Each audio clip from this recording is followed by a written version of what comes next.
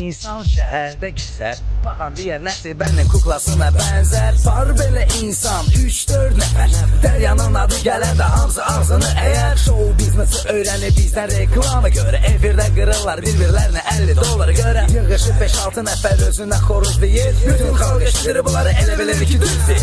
Elə bu cürdə qoyulubudur təməli show biznesin. Sonra deyirlər ki çıxıb zibili show biznesin. Əlbəttə çıxmalıdır zibili. Sizin kemələrin var kasetlərdə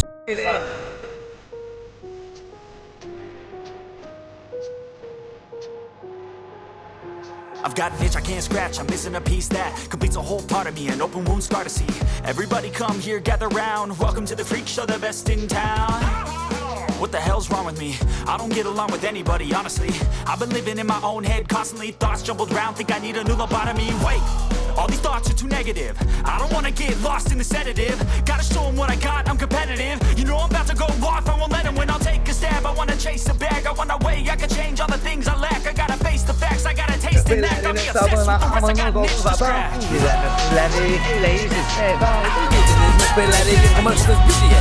Dəriyə elədir elə, dəriyə belədir belə. Bəyənmisi primadonna, ama bir zaman siz dediniz primadonnanın dalınca bir qaza. Yalvara, ələnizə bir duet. Dueti edəndən sonra eləyirsiniz qeybət. Və yaxud da efirlə deyirsiniz eyvanxana. Eyvanxana dediniz yerdə siz idiniz yan.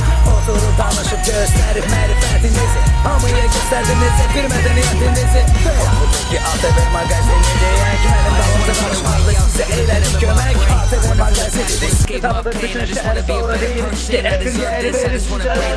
Obsessing for greatness, true to myself, I never fake it. Seen too many once that I so they get famous. And when I say the truth, most really can't take it. In spite of everything I've been through, I'ma make it. Fake friends, but on my downfall is toxic. Day one, started the outlaws for profit. Now all I do is write verses, no talking. All I do is put the work in, no option. This was everything I ever wanted. Created a legacy off of me, just being honest. And the fake ones hate, but it's all to no avail. They wanna see me lose, but you know I never fail.